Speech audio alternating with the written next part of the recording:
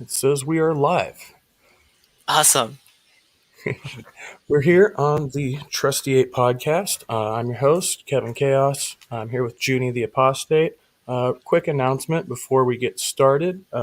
If anybody wants to donate to a really awesome fundraiser through my Facebook page, there is a link down below in the description box. It is for suicide prevention, and it was it looked like a good cause. I was trying to find the best ones. These guys are researching in um, not just prevention of suicide, but kind of the behaviors and the psychology that leads to that. So check it out if you want to donate for my birthday for a good cause. That's down below. And Junie, welcome to the podcast. Thanks for coming on with me.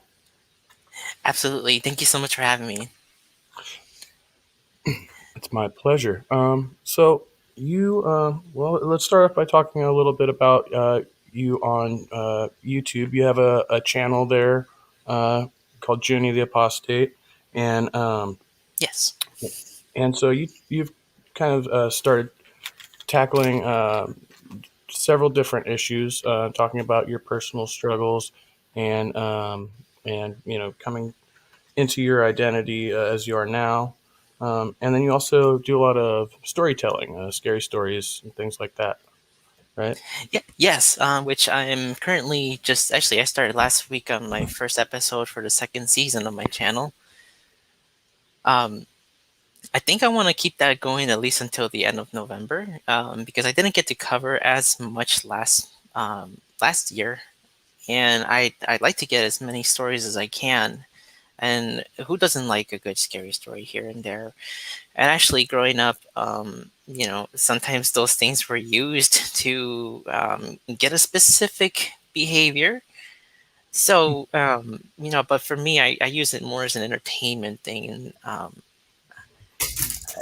I, it's actually like, I mean, it's a lot of fun. I mean, sometimes even I get creeped out by my own, recording. So I think the hard part is just making up the story. And then the rest is it's easy. I used to be in acting, and I did a few competitions with speeches, and um, even with some theater as well, of course. Um, yeah, and I think that's what really pushed me to do what I do right now. Was just a lot of the at least that part of the art. That's In awesome. terms of writing, I might not be the best writer out there, but with practice, of course, it gets better. I'm currently still working on my own graphic novel, so a lot of the story plots, it's a long one, but the hard part is just kind of keeping them all together, even though they're separate storylines on their own. But yeah, storytelling is definitely one of the things that I've enjoyed for the majority of my life. My grandmother was the one who did a lot of the storytelling growing up, and I would spend a lot of time with her. And sometimes my mom would do it as well, but yeah, my grandmother was the one who inspired me to do the art form a lot. Excellent, excellent. All right. So, and I understand you came up in kind of a religious household. Yes. All right. Um, oh yes. What So denomination? I'm sorry. What was that? What kind of denomination were you? So mainly Christian, but in terms of a specific denomination, well, I started off as Catholic, and then as soon as we moved out of the city, out of my grandmother's home, Denomination. we tried finding Well, a I started. place to stay, and then there was a church nearby that my dad picked because his family and himself were Baptists, so not not too long after I got baptized under the Catholic Church, we found um, a Baptist church. Okay. And yeah, so and Yeah, then it's a little years different. later, oh yeah, and then years later, I got baptized under the Baptist church. So I don't know if I'm saved twice. Yeah. I don't know. Or curse, It's depending on who you ask. I don't know. right. I was told that once you're baptized, you kind of reach that point, but Right. I never really truly understood the concepts of baptisms. For me, it was just more like if it, every person should have had their own relationship with God and Jesus and whatnot. Right. And I think like I was the person who would be the one who showed up to church versus the rest of my family. Okay. After up to a certain point in my life when I was able to just ask the pastor to take me to church, and Right. my parents would allow it. So I think they saw it as a positive thing, and trying to keep me from doing other things. Yeah, getting into trouble. Right, It exactly.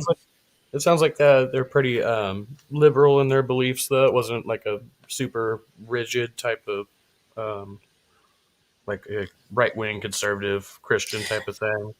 No, not growing up, but if you ask me that question now, things have changed completely. Really. Yes. I mean they're far more right leaning. And of course, I want to say half of them voted for Trump. Oh, Yeah. So and they're still kind of like you know leaning on that side. Let's just put it that way. They're at least I know my mom for sure is uh, heading to that direction of being anti-vax. oh, Um, yeah. and um, thinks that the vaccine is the mark of the beast and the devil in themselves. And of course, is one of those that think that anybody who's either trans, like myself, or in the LGBTQIA plus community, Right. is under a demonic spell. Got So, you. but the problem, I think, I have to blame myself almost. It always comes back to me when it comes to my family. I because when I was younger, I was the one who was mainly going to church and being the um, that one person that would be super religious, and I was even kind of on that side of the spectrum where I'd be a little bigoted um, towards different minority groups, and then um, it's almost hard to say like I had that feeling towards people, like even myself. Uh, I knew that what I was feeling at the moment. Anytime I didn't feel masculine or if I felt any way that I'm not who I like if I'm not a male, then that's just the devil tricking me, and I would I guess bash on everybody else and even the LGBTQ community. Um, but it wasn't until high school where I started, joining different clubs, and I told myself, you know what, let me try, you know, I guess forming my own, um, not belief system, but the problem is that a lot of people go with what their pastors say versus doing some of the research yourself. Yeah, yeah. Um, It's very yeah, so common. and I think it was at one point where I like even though he took me to church a lot, at one point I told him, I told him what I was thinking as well. Like I had questions during the adult like the adult Bible study classes, and I guess being the only teen there, like everybody else, would just not really look at me seriously. Really. Yeah, and uh, I mean maybe because of my appearance as well. I was the goth kid in church, so wearing the black cross and all black, and I think at one point I had painted nails as well. So I mean, I was going through, I guess, a heap of a mess at that point. But um, I think it's just that rebellious side, showing that you can be who you are and still be a Christian and love Jesus and God. Right. Doesn't matter. You don't have to be that perfect person. Otherwise, you wouldn't be feeling the way you are if God didn't make you the way that way. And slowly, I started not believing in a lot of this, like the demonic stuff. Yeah, well, that's the problem for the church, right? Because once you let one thing slide, oh well, we're going to let you dye your hair or get a tattoo or what have you, and Mhm. then all of a sudden it's this kind of downhill. Well, what else was the church, BSing me about, because um, they have various rules that are prescribed that aren't really in the Bible, or if they are, it's such a way that it's really like ambiguous, So. Um, Yes. And then I don't know. Going back to my family, it's again, I dedicated a lot of time. I think more than they have in the religion. And I think I even at one point did a sermon myself, in front of the whole church. well, But and I think they missed my baptism. So that, I mean, my mom questions me like, "Are you sure you got baptized?" I don't remember. Like that's something that I would never miss. And I tell her, I mean, you were going through your own stuff, and so was my dad. And there, with marital issues, comes with I guess forgetting what goes on in your children's life. yeah, oh yeah.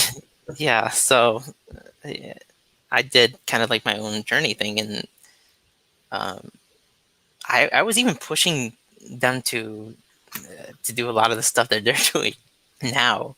So I guess I have myself to blame, that they're, hyper religious at the moment.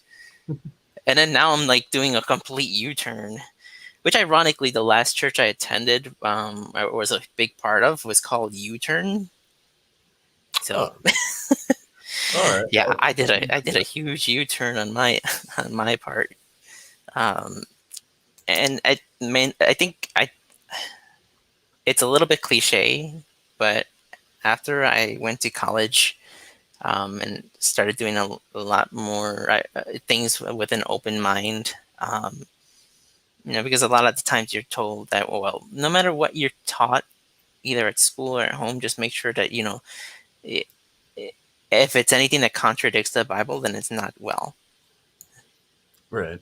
And so it took an anthropology class to help me at least be more aware of my surroundings and more aware about everywhere else in the world.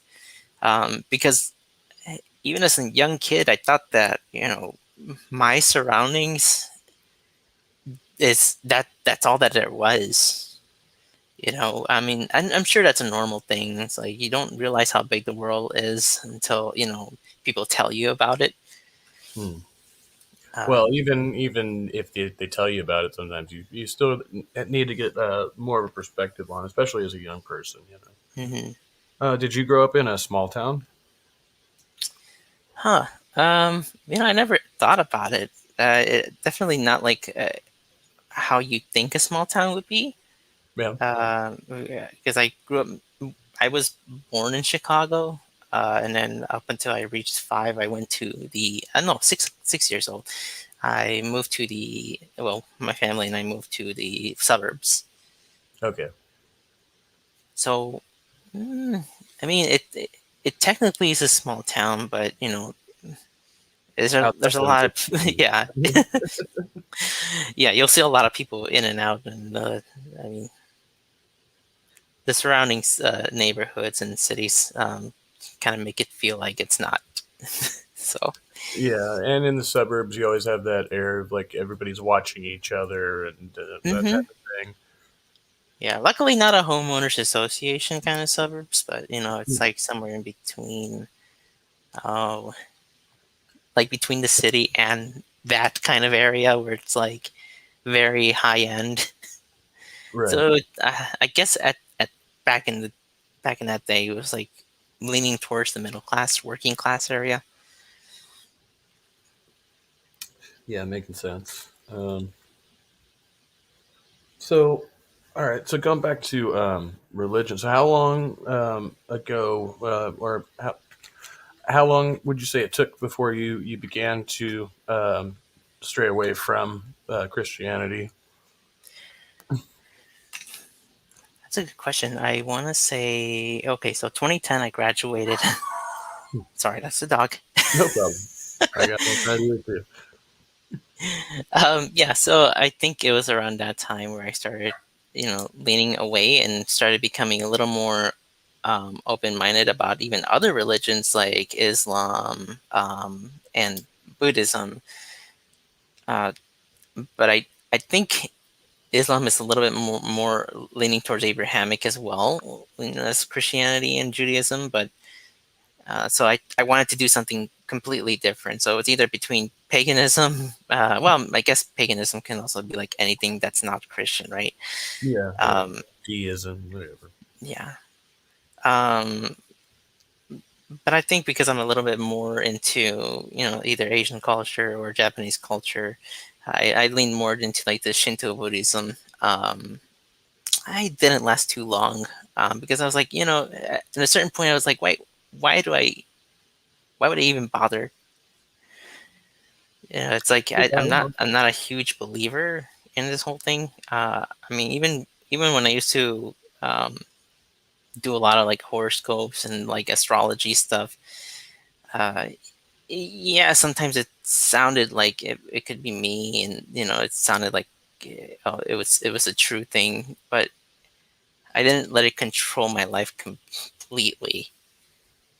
So at a certain point, you have to ask, you know, what's the good reason for doing that? Um, so I think I leaned more into humanism and started saying, you know what, I think what matters if there is a deity, what should matter is like, if you, I guess, give a damn about the creations around you, and that includes people who, of course, make a difference every day, no matter how small. But of course, the environment as well. I wanted to lean into uh, being a huge tree hugger and an environmentalist.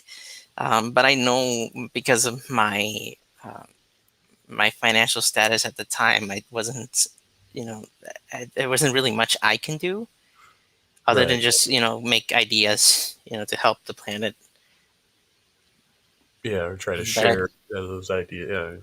Yeah, you know, so I think just giving a damn about my surroundings was just my religion, and I didn't really knew how to put it as a label. But then a few years later, I went back into Christianity, um, only because I was asked, by a former friend of mine, like, well, how can you how can you believe in evolution, and how did you stray away from all this, like all the everything that you've put your time into? And it was a good question. I think it was hard for me to really answer it at the time. I think even they asked like, well, and complained to a lot of people. It's like, well, this person, like, they believe in Darwinism, and I was like, well, Darwinism isn't really a thing. So I think I went back into it, and not even like fully committed, but it was like one of those things that sometimes when you're in a bad relationship and you get out of it and you want to come back into it because of pressure. um, I think yeah. that's kind of how I would describe it as. But you were um, kind of already out of the belief system. You just right, so I wasn't completely committed to it. um, uh, and at the time I was living in the Midwest, like a farther out Midwest, in towards Iowa, and like I was in between Iowa and Nebraska. So they were very, very religious. So it's kind of hard to, you know, get away from it really. So like almost every other station on the radio was, you know, a Christian station. Right, right. It's like you'd have to completely isolate yourself, and yeah. Right. Uh, Um, uh, and I think the internet was just, you know, on the phone was just barely getting itself, um, because I think about like how it was 10 years ago when only 3G was like a huge thing, oh yeah, yeah, of course. and the magic of just the smartphones, like seeing videos online and all that, and I guess listening to whatever music you like. Um, I mean, I was just a parent of that because like other than you know, what was on the radio, and it was just like whatever people suggested to me. Yeah, speaking of which, you're just talking. I remember when they got those Motorola phones. I was so excited. It wasn't even a smartphone yet, but it had the little plug-in so that you could download your MP3s onto it. I thought that was so cool. You know, back in the day. Oh yeah, Remember that? yes. I mean, I still love Motorola. My current phone is a Motorola as well. I mean, it's one of those that you can mod, and it's hard to. I'm just surprised they went away with that. Maybe because they thought it was too gimmicky, but heck, you know, it's. I love things that are moddable. Definitely. Yeah, so it's like you can attach a projector, like a mini projector to it. You can attach a speaker, um, and I mean all this other stuff too. And it's like something that you will not find in any other like phone. And people are they get I guess excited over it. It's like, wow, is that a brand new phone? And like, no, this is kind of done its time. Yeah, yeah. It's, been out there for a while. Yeah, those projectors are pretty cool. Mhm. That's something I'd like to get to. Yeah. Yeah. Well, back then it was like $300, and now you can just buy it for 100. Yeah. All right. So going back to all right. So when you're coming out of the church, is this where would you say this like happened simultaneously as was this when your ideas about gender identity started to change, or did that happen? How was that process? So I guess yes. I can't give a specific timestamp, uh, but I want to say at least 10 to 12 years ago, I thought about just completely transitioning. But I think my partner, even, I mean, I'm still with my partner currently, and, you know, getting, n- let me back up. Yeah, go ahead. so, so we met, I want to say, yeah, 12 years ago. And 2 years into the relationship, I guess it felt more like I was able to express myself a little bit more than I did in the previous years with other people for some reason. I don't Especially with know. both of your partners. Yeah, and it could have been maybe because the friends that we both had at the time that, you know, helped me think that, hey, you know, there are other people that I guess can openly express who they are and um, feel the same way that you do. So just knowing that it's okay, and you have that support group helped a lot. And then so yeah, a couple of years afterwards, you know, it's I thought about it, and then, you know, we had our child, Oh wow. Okay. and so that then came the idea. Well, like, how are we going to? Well, at least I thought to myself that I wasn't, you know, in the conversation of completely transitioning. Um, you know, because I had to look in front of, you know, of course, her family, my family, and everybody else. You know, and play that male role. You know, or I guess you can say the father role. And then, but the thing is that even way back then, like growing up as a kid, there was times where I mean, I would still play with dolls. I would dress up as well, but you know, I wasn't. Um, I guess I was shamed into doing it eventually. Like when people started catching on, and then of course getting the I guess the negatives from church. Right. Yeah. Of course. Just yeah, I mean it's a bit of a mess because it's like I had to hide my true self or think that it was part of a demonic spirit trying to um, make me do what I do. I was super curious about my body at a young like I guess like everybody when they reached puberty. Right. Yeah. Well, most of us, I guess, by the time we reach puberty, we've already been so stigmatized about, for most of us at least, about our bodies that we end up not, at least in my experience, like a lot of my friends at the time, we would all talk to each other, but it was a big secret from our parents, and our parents thought that we didn't have a clue, but it was really just us amongst, kind of figuring it out amongst ourselves.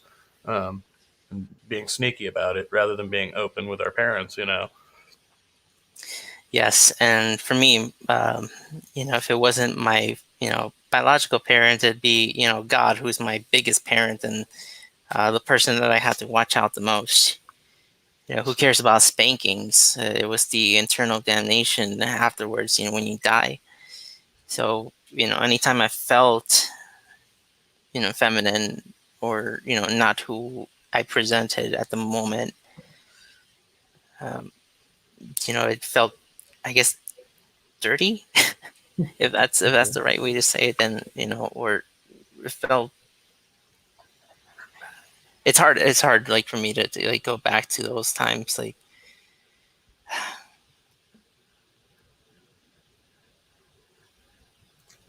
Yeah, because even now, like I wish had I known what I do now, I would have done a lot of things differently, including asking for my parents to do hormone blockers and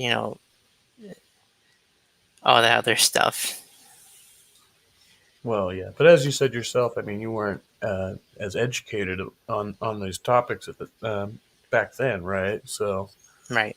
wouldn't have been.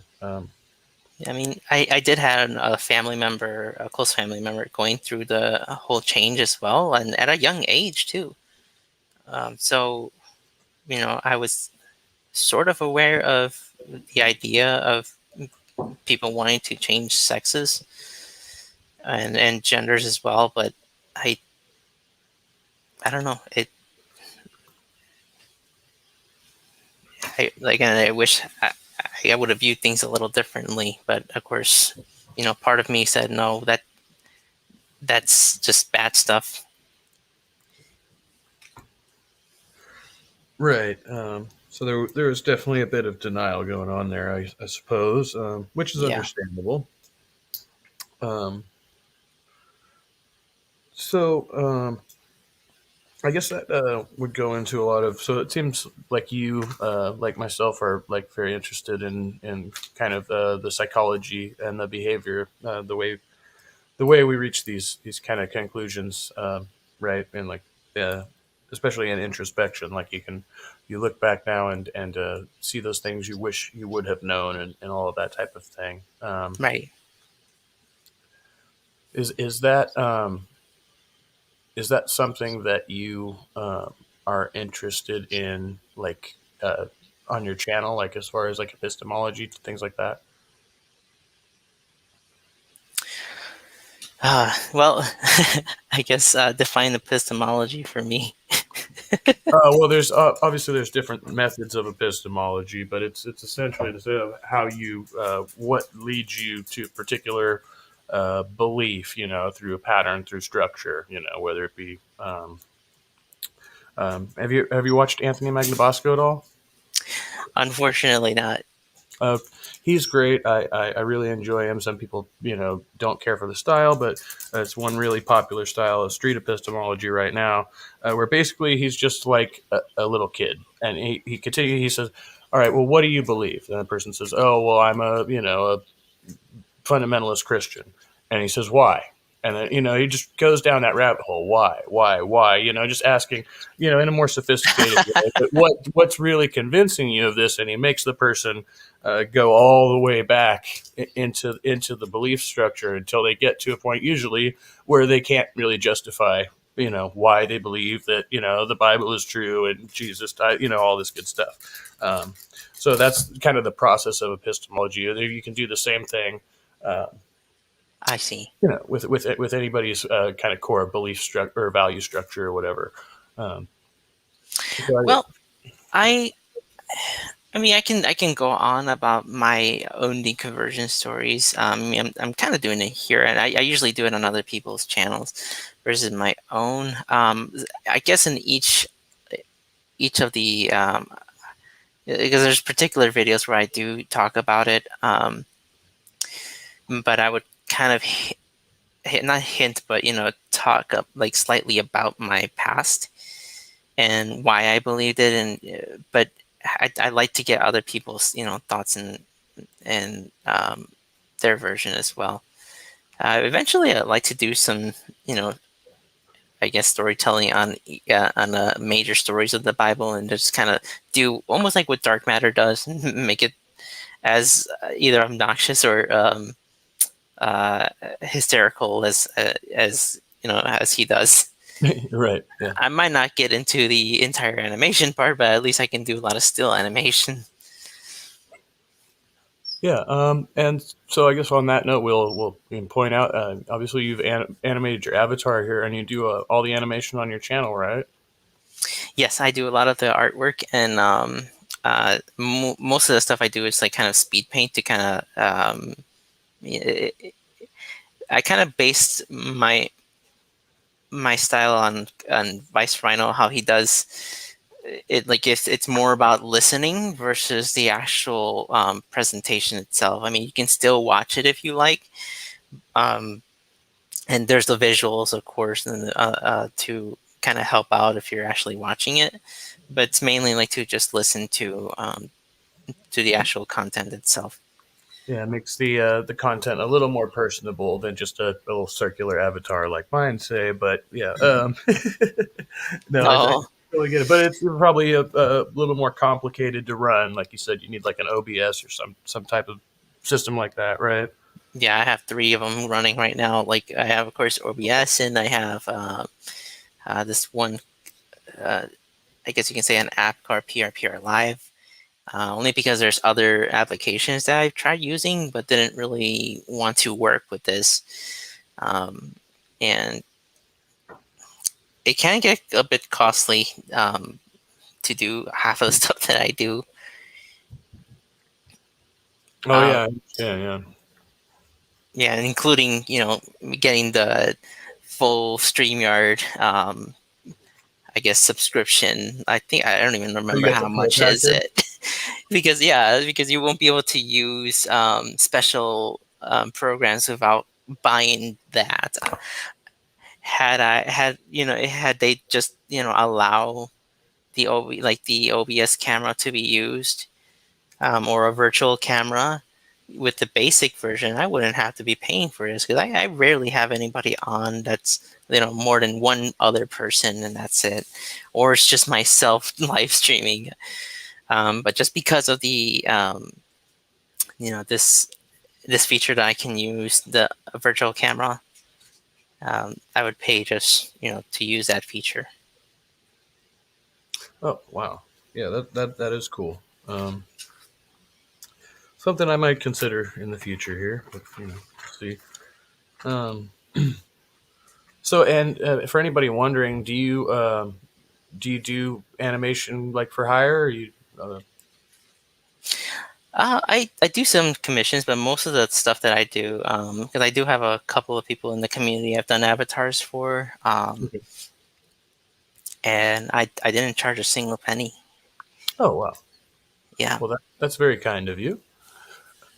Yeah, and I told them that, if I get around, then, it's a lot of work getting even just the basic eyes closing, mouth moving. I wish I can get everything, going, including the hair and, being able to turn the head.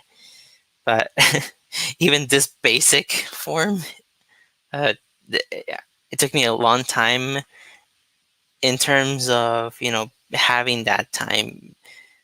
During the lockdowns, actually, it was kind of the easiest moment to start not only the channel and doing all this extra, artwork and having the time to make more videos. But as things started reopening, less and less time uh, was available for me. And of course, I got my own family to um, worry about as well, other than just, I guess, my personal time. So at most, I might have maybe an hour or two to myself, and that's not enough, time in a day out of the week um, to do a lot of other this extra stuff. So as much as I like to do so much more for not only myself but everybody else, it's just there's never enough hours in the day. And even now, I was I called myself crazy for just going back to school, but I just recently, started going back to school to at least finish my applied science degree. Oh, wow, excellent. Yep. How long do you And think that's going to take, roughly there? oh boy, well, depends on how much I need left because I started maybe I think in total I've done 1.5 years of college Oh, okay. out of the whole 10 years that has passed by. So yeah, it was an on and off thing, really. And then at some point, I told myself I got to get myself either a vocational study or learn something to get myself out of a job at a either McDonald's or a gas station. Just so I went to school for dental assisting, and from there, that's where I guess kickstarted my dental career. Okay. Yeah. Not bad. So you're So a hygienist or? yeah, an assistant right now, and I'm working to be a Okay. hygienist. Okay. Gotcha. Although I know almost as much as a hygienist Right. and halfway to what a doctor would know. But unfortunately, you need the licenses and everything. So yeah, you can't just learn and get the title like most other jobs. Right. Right. Because you have to. Well, I mean, what it is a PhD, right? So Yeah. Yep. uh, yeah. And of course, that costs money. So I'm hoping that at least you know Congress will decide on helping school be more accessible and free for a lot of people. Is your partner in healthcare as well? Can I ask? Um, she was pushed to go to the field, and at some point, she helped a bit in terms of like the um, I guess the technological stuff, because there's other things that you can do like editing photos per patient, and I think that's the most that she got into, and maybe a day in reception, but that's it. Yeah, it I think she's a little more comfortable in, kind of doing her own thing. Makes sense. Yeah. Um, Plus, you said you have a child as well, right? So you have the parent there as well. Yep. Got you.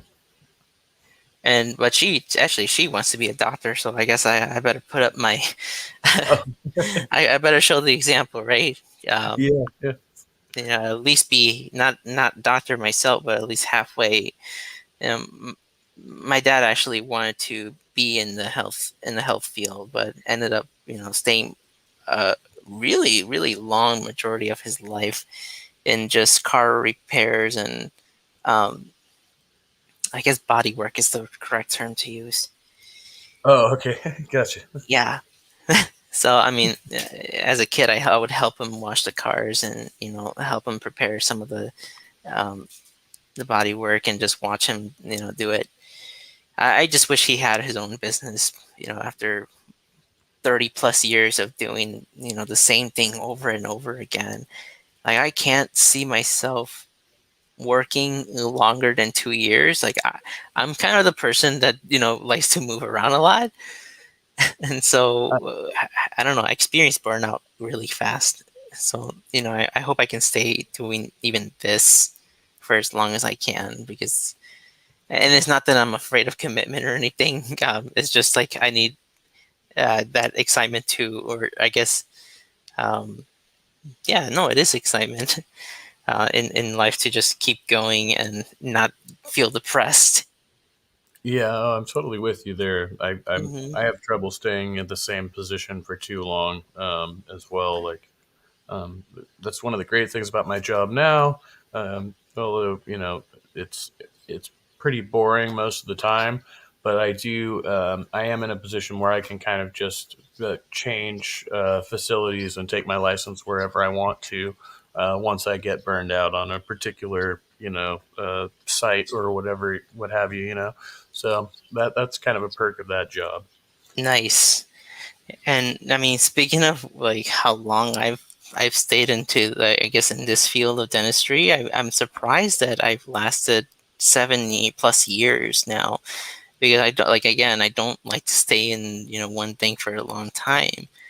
But I think it's because there's never really a boring day in the office. And well, I do a lot of pediatrics. Let's just put it that way. Oh boy, yeah, So that'd be fun. yeah, Is it like yeah. Little Shop of Horrors? Did you ever get into that? I don't. Yeah, I'm very uncultured. So like, if you mention it, like, I wouldn't know exactly. I mean, I've heard of it, but I've never seen it. it So, so it was a musical originally. I think it started back in the 50s or something like that. It's pretty old, mm, and then but they did a movie in the late 80s, early 90s with Rick Moranis and Steve Martin, and Steve Martin plays this really sadistic dentist. He's torturing all the kids that come into his office. It's really weird, and it creeped me the hell out as a kid, So oh yeah, actually, my parents like to watch a lot of the horror stuff. And I think they still do to this point. So I'm surprised they, being very religious, they like to enjoy a lot of, like, I guess you can say, the worldly stuff. right, yeah. Like movies and that aren't Christian based. Like, imagine just watching a bunch of pure flicks every day. Yeah, I don't know. And I'm sure it's not just them. I'm sure there's a lot of people that just like to escape that for a bit. So, you know, I wish I can empathize with, I guess, feeling scared of the dentist, but I didn't. I was never scared of the dentist as a kid. Um, I've seen a commercial, not a commercial, a trailer from maybe when I was a kid about this killer dentist or something like that. Um, but yeah, it wasn't enough for me to just be scared of the dentist. But it does make me feel bad that and sometimes it's like, oh, okay, well, I know exactly who to point it to. It could be like the parent themselves causing them to act out, because once you remove the parent out of the equation, and in this case a room, you get a completely different person in the chair. Yeah, and that's true. Often kids will respond to the stress of the parent, and the parent is just worried that the kid's going to freak out, and then it's like a weird cycle, right? Yeah, so as much as they like to think that they're helping, no, not at all. But I understand, that parents' love is parents' love, and maybe in the end, they'll appreciate every bit of it. Yeah. It's Well, I think I can appreciate it more than some of the other side of the extreme, where it's like completely a neglect case. right, right. Well, yeah. Obviously, the parent is doing the best. It's like getting vaccinations. And I remember when I was young, I was so freaked out for whatever reason getting my vaccinations that they're I kicked a nurse in the face. So Oh, their solution was to strap me to a table with restraints and do me that way. So when I took my daughter in, and she started to get stressed out, they had me hold her, but it was just the hardest thing because I had to hold her arms, and she was sitting, I was hugging her, you know what I mean? It wasn't like I wasn't pinning her down like they did to me, but at the same time, it was still just this. I felt like there was a better way, and the nurse was just being really impatient, and it was just made a more stressful situation because they just want to rush it. Um, yeah. And anytime you're dealing with kids, patience is very much key. right. So, And did you say you enjoy working with kids though? yeah, I don't, when people ask me like, how can you do this, like, day in and day out, like, how do you deal with it? Because I can't stand the crying, and as some of them is like they don't have patience for that, and then there's some others that, like, oh, they can't handle it because um, sometimes it can get pretty graphic. Right. Um, yeah, no, it seems like something that would suit to your personality from what I know of you so far, though. So, yeah, that's good. Yeah, yeah. Surprisingly, I think a lot of the nurturing side of me came from my dad. Hmm, He was pretty nurturing. I don't remember really having much of an issue with him growing up. Um, I don't know. I think even to this day, I wonder, like, I if myself, maybe I like, I'm curious if he also feels the same way that I do half the time, and but of course just suppressing those feelings because he has to play that role of a male person. So, would you say that your mother is more the hardliner, the disciplinarian? Yeah. Oh yeah. Well, do you still have a relationship with them that's um, do you still speak with them and everything? Um, Once in a while, yeah. I wish I can speak to them without bringing God up or anything like that. Do you feel But like it's you're the one who's biting your tongue, or is it? well, it used to be that way where I would just keep my mouth shut. But um, I think it was last year. I mean, actually, ever since I started this whole thing, I was a little more confident in just saying what I what I felt like saying. And that includes correcting them in terms of, I guess, politicalness. Really, sometimes they can get a bit uh, well, bigoted and hateful in terms of like specific groups. Hmm. So I And guess so that I goes more into like the liberal or leftist ideology then, just more what you're leaning towards there.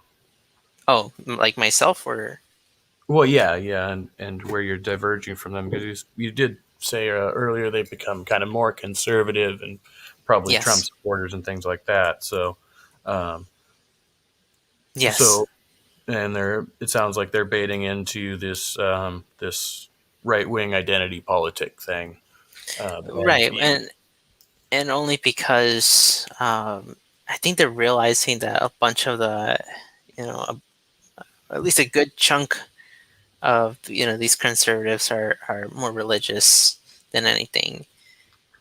I mean, heck, I was just reading a journal article for my class, in terms of how families bring up their children from both different sides of the spectrum, And then one thing that surprised me was, I mean, that the two things that no, the one thing that that both uh, a consistent liberal and a consistent conservative would agree on how what's important when it comes to raising a child would be responsibility.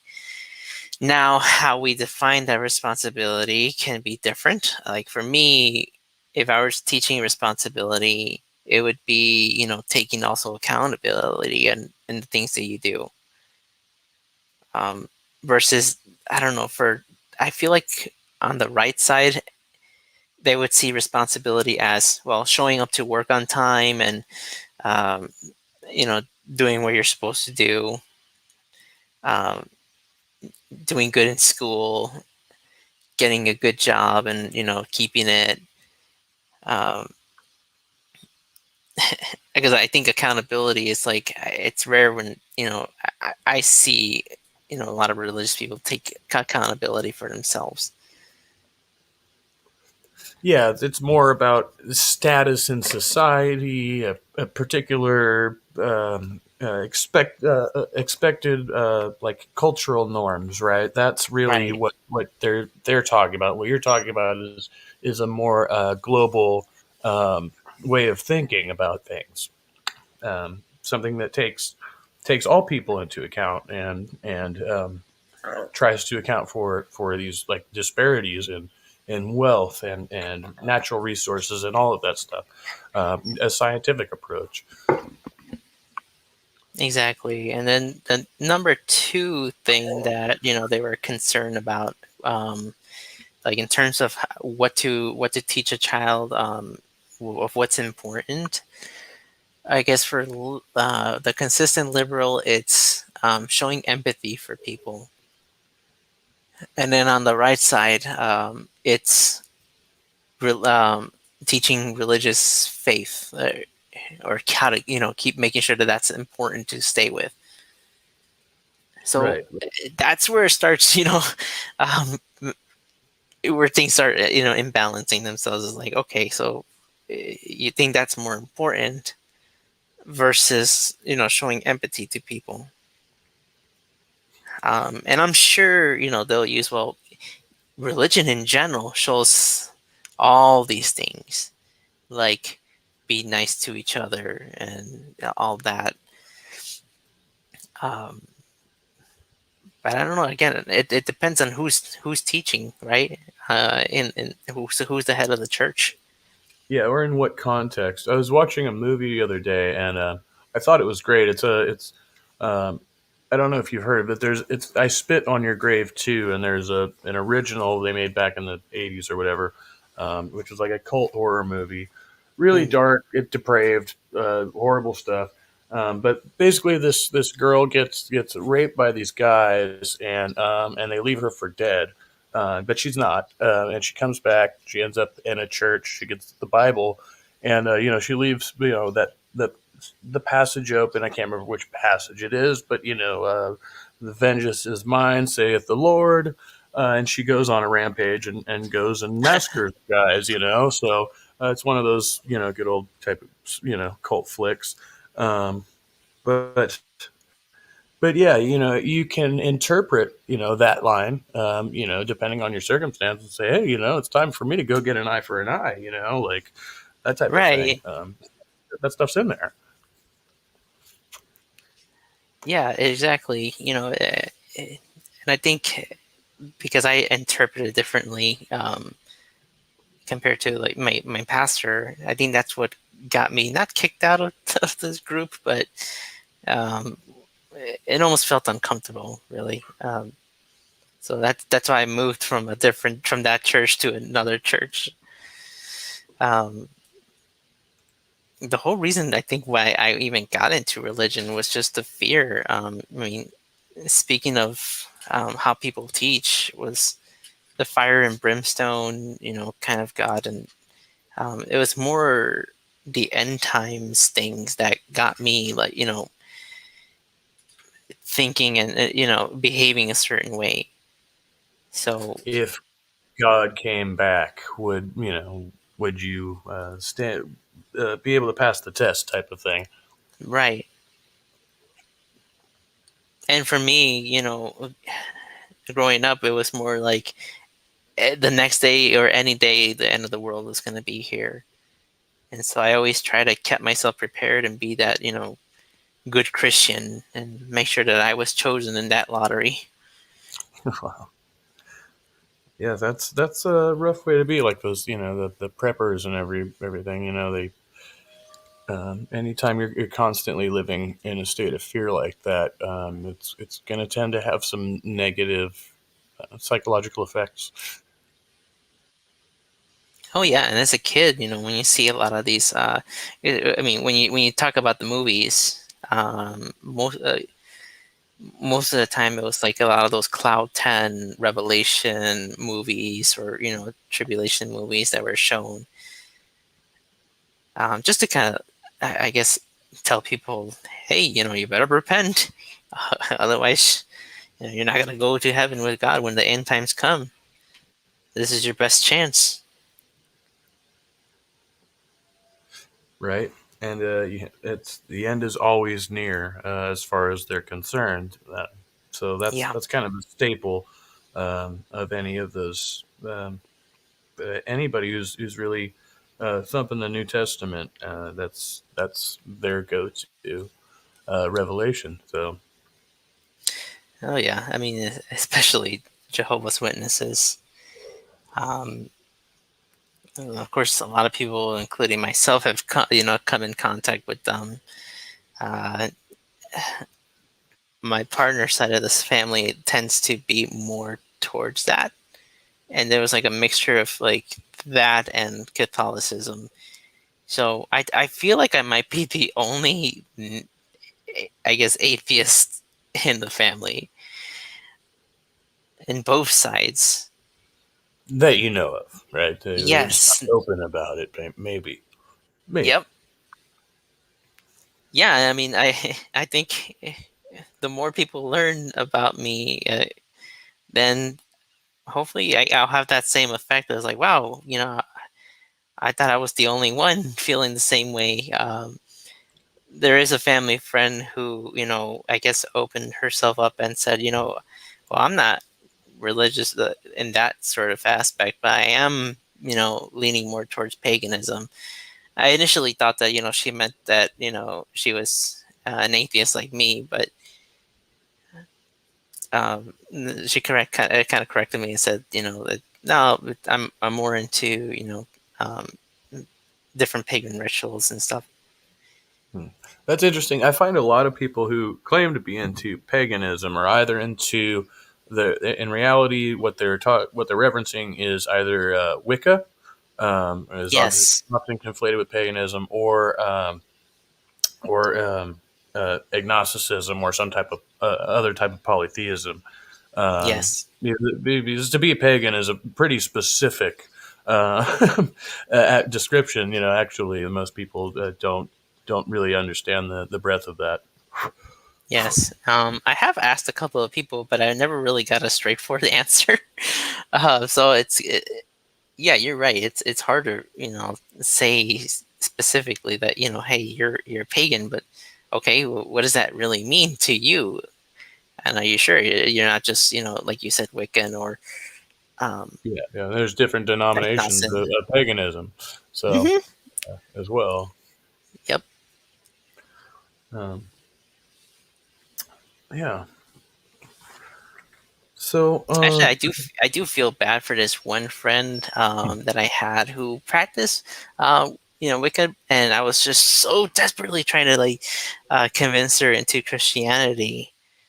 Um, but I think my empathy for her just helped me still have that friendship, even if she still ended up not being a Christian. But I think it's just I hope, but part of me at that time was just saying, well, if she continues just being the way that she is, then oh well, this right, you you believe she was going to burn for eternity and all of that. yeah, and God will give me more brownie points for trying. There you go. Yeah. All right. Cool. Well, that sounds like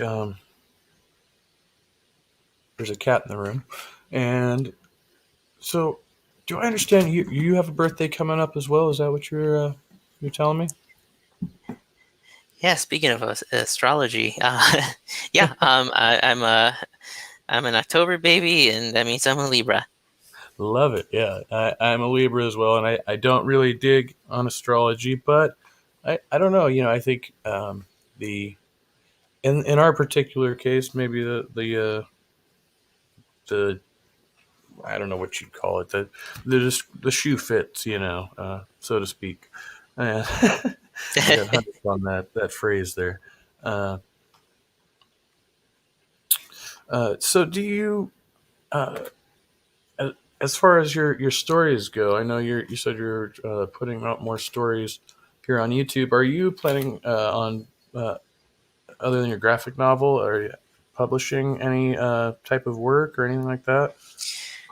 I do have another channel where I post, other stuff like art, and I'm hoping to get more into music as well. Going back to church, you know, I was encouraged to play in the church's band. Never really got to it though, because I was more into doing cover music that would What instrument do you play? um, well, I'm not the best guitar player, but yeah, that's the one instrument that I enjoyed playing and understood it the most. And then before then, when I was in middle school, I was of a trombone player, but that's another story. Gotcha. Yeah. Well, I I can play one, so yeah. Yeah, back when I was in that kind of band, in the school band, let's just say I had a very interesting instructor who I guess, enforced more of that religious side of me. Oh no! All right. Was Hmm. it at a religious school No, or it just? was a public school, Oh wow. Okay. but I guess he wanted to, you know, I guess treat it like a religious private school, and would make us all go into prayer. Band camp is was literally Bible camp. And Oh no!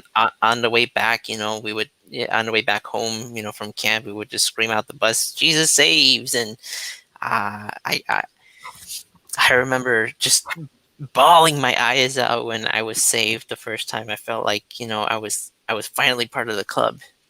You know, I don't have to worry about the end times, because I know Jesus was gonna take me when that time came. Wow. That must be a pretty intense experience there. Hmm. And of course, I guess he resigned because maybe the school caught up with him.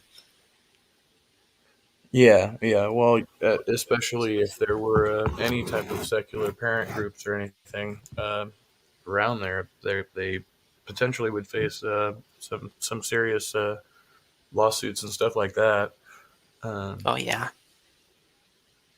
and I think they okay. might have been a couple of times that there might have been a couple of times where they warned him, and just when you're stuck like in that belief system, you feel like you're, of course, um, you're like the world is against you, because that's just what you have to go through, and you have to be the warrior for God. Right. But Yeah. Yeah. They do feel like that's the classic Christian persecution mindset. Help, help! I'm being persecuted. Yeah. oh I, yeah. I don't want to gloss over here. You said you have another channel. Is that a YouTube channel for your art that you have? Is that- Yes, I mean, I don't have too many videos out there for it, but I'd like to, um, once I'm done with this season, I like to go back to it and start posting more, music, in terms of, like, because I like to sing as well. Nice, excellent. Yep. Well, Um, yeah. If you want I, to put a link to that here anywhere in the comments or when we're done or whatever, just send it to me and I'll post it down here if you want to show that channel too. I'll definitely have to check it out. What's it called? Is it, oh, yeah, it's just literally my name, so oh, Juni, and then last okay. name, Hatsune. That's right. Okay. In terms of speaking, I mean, going back to also my birthday and my name. Uh, so my birthday's in October 12th, being the 10th month of the year, and then you know it's the 12th day of the month also. So literally, my name it just means 12 in Really? Japanese. Okay. Yep. Huh. So there's an interesting fact there. It's close to what my nickname was as a child. So, I guess coincidentally, I just came up with I guess, used that name, and I embrace it. I've used so many other different names, but this is the one that, stuck with me the most. Yeah. Well, that makes sense. If you have a nickname or something, I've known people that I knew for years, not realizing that the name that I had called them by wasn't their legal or given name or whatever, um, and it was awkward to call them something else. Just once you familiarize yourself with somebody by that name, that it becomes um, like a pattern recognition type of thing. So, Yeah, it's going to be very hard when I start using this name a lot more, even in real life. Um, so, I mean, the only fear I have is just, what about every accomplishment that I've had that's had my, I guess you can say, my dead name, soon to be dead name. right. Um, what would happen to all that? I don't know if there's like a transfer system that you can use, or at least prove like, hey, on paper this is who I am, but this is who I also was. So I'm Well, yeah, technically I still think the same entity. as far as the government's concerned, at least, you would have like an alias. So you'd still have your name at birth, your dead name, which like all that official stuff. They say, okay, your name is now this, but your name was this, etc. And that would be the way everything would read. Hmm. So they'd have some continuity there. But as far as anybody else who knew you outside of that kind of dry, the legal or the medical sphere. Everybody else would just kind of have to adjust, I guess. And then I don't know if you have like sports trophies, you'd have to go get them re-engraved or something, Yeah, I've gotten a lot of those in middle school. Not sports. Well, no, that's a lie too. That I was in volleyball like my last year in elementary. So yeah, I think I got a most improved trophy under that name. But most of it was like a lot of the music stuff and art that I've gotten awards for. Very nice. Well, I wish you a happy birthday in advance, since yours is coming up. And so let's talk Yours as about. well. Oh, thank you. Yeah. Um, just a few days now. I don't like to think about it too much, but I will be going out to dinner with my son, so that's a good thing. Oh, yeah. I'll be going out with my daughter. In case my partner doesn't want to go, we'll Gotcha. be going to the museum hopefully. Oh, nice, nice. Yeah, I So actually, I've done a lot of homeschooling the last year and a half, so uh, showing, going to museums and showing all these interesting things. I hope there's that side of the group that doesn't seem like I'm just um, what's the word I'm looking for? Uh, um, indoctrinating right, right. the real science versus what I guess other people would call. Yeah, well, you're not showing her flat Earth videos or anything like that, right? No, nope, nope. Uh-huh. No, I was only a conspiracy theorist for like maybe a year and a half. But I didn't get that far low to the point where I thought the Earth was flat. I was an anti-vaxxer. I was, a believer of the, the one world government crap. Right. But then I think all that was just, people being afraid of globalization. I, Well, yeah, yeah. There's certainly that element, and then there's, of course, there's the New World Order and the Christian worldview, so that blends into whatever other conspiracy. And there's, I've got to say, and not to sound kooky, but there is a degree of truth to all the kooky theories out there, except flat Earth. That's just absurd. But mhm, the rest of them have some grain of truth to them, which is what kind of can set off some red flags there that are legitimate. I mean, and the government and the corporation should be criticized for certain behaviors, but taking it to this really crazy extreme um, is just is like this mass psychosis, and sometimes I can't believe that the things that come out of other people's mouths, and right. it Yeah, the it government's out to kill us. I was actually an Alex Jones follower too. Uh, like out of the whole years that passed by since I first started listening to him, gosh, he's gone off the freaking train rail. And I think it's worse now than it was like way back then. But you know, what I can't believe is you have video of him in a courtroom stating under oath that his program is satire, and then coming back and trying to recover from that. He's like, no fucking way, dude. Like how? oh my goodness, yeah, you're right. You're right. Um, okay, so I guess we'll. And let's hope he doesn't run for president. Oh, and sadly, he may have a shot in this back asswards country we have here. I'm Uh, curious to see who's running the next, election. have you ever done a conspiracy theory review, like a video review? I want to so bad. I feel like I don't have enough information, even though like I've done the whole thing for like because I want to be one of those that to show because I was part of that whole thing for a bit, so I know where they're coming from. I understand it, and I think that's a lot even with religion. Like you understand where they're coming from, and you want to desperately, show them, hey, it's not as bad as you think it is, or it's not at all what you think it is. So, Right.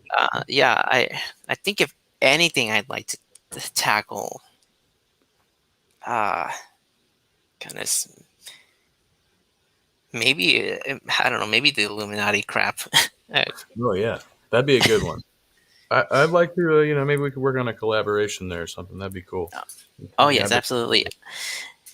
I'd like to do either, some sort of yeah, either on my channel or your channel, like we can collaborate to do some sort of either atheist takeover or something like that to um, analyze something. Because that's also something that I like to do on my channel, is just analyze either world events or even the stories that I talk that I tell. It's just analyzing them. It's like, okay, let's see, let's look at this at the outside the box.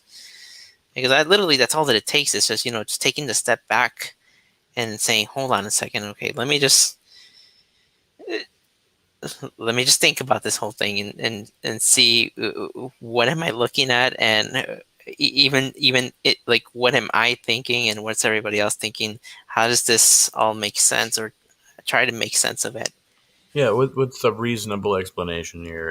It Hmm. really, and that was kind of what I was getting at earlier with the epistemology reference and everything. And as far as Ah, um, okay. I like the way you handled that in the scary stories as well. To step back and say, okay, well, objectively, this thing happened here, but what were you really looking at? Um, Yes. and maybe not a lot of people like the idea. I think some people are just in it for the stories, and I can understand that. But I'd like to be the one to at least give people, who've either shared the story with me or because some of these stories are sent in, and people would like to think or not think. Sorry, people will like my opinion on it, and what I think of it. So it does help out a little bit. And my goal is that they would see that outside source and get at least that perspective, like some sort of perspective, right? Right, right. That makes sense. And you said you're are you accepting submissions for your spooky stories as well? Or people Yes. can they? Is there like an email or somewhere they can get a hold of you? I mean, I know we were talking about doing one, but do you want to? I don't know if you want to put that out there publicly or. Yes, I do. Like, if you go to my channel, there are a couple links on where you can reach me. Okay, gotcha. So it's mainly via Twitter or email. I haven't gotten a lot of emails, but I've gotten a few Twitter, DMs.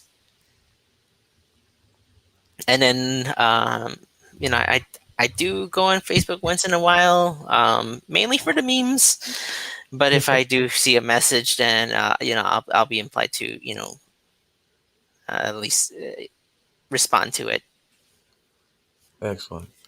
Yeah, I got links for all this down in the description box there. So people can find your YouTube channel and your Twitter and all that.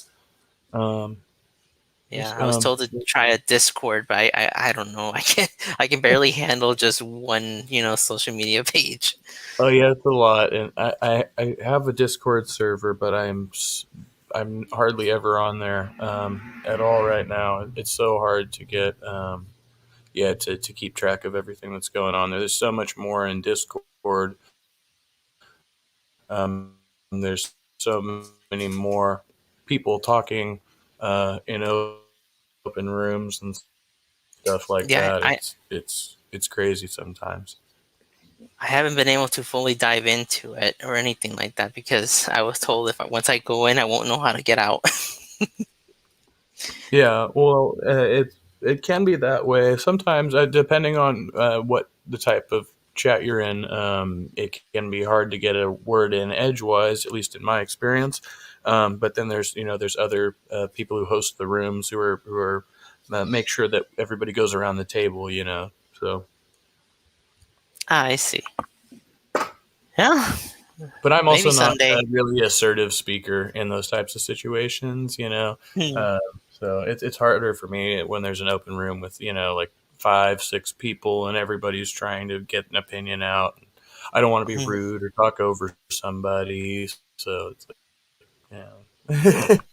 Yeah, same here. That's how I usually am whenever awkward. I go into people's channels or when they do a big stream where there's more than two people in it. Usually it's harder to either you know I mean it's hard to get because I usually lose focus after some time, and then I'm like, oh yeah, I forgot I was gonna say something, but I forgot what it was. But it's nice listening to everybody's thoughts, though. I mean, you get definitely that different perspective, and what their thoughts are. Oh So yeah, yeah. It can be really, really just I enjoy it thoroughly, just seeing the way people bounce ideas off of each other and stuff. yeah, I wish I can do that. I just it's easier to do it one on one, but yeah, to have a full on discussion like that and bounce off ideas is hard. Yeah, yeah, absolutely. Especially when people disagree. Hmm. All right. Well, I see we're going on like an hour and 20 minutes now, and I want to be mindful of your time and um, try to close this out here. Do you want to tell more about what you've got coming up on your channel in the future? Oh yeah. Actually, tomorrow I'll be uploading another story. Now it's just deciding which one do I want to make as the second episode. I mean, they're all good. So, and uh, I like, I like to try to have some sort of, I wouldn't call it a game plan, but there's a strategy to a lot of these.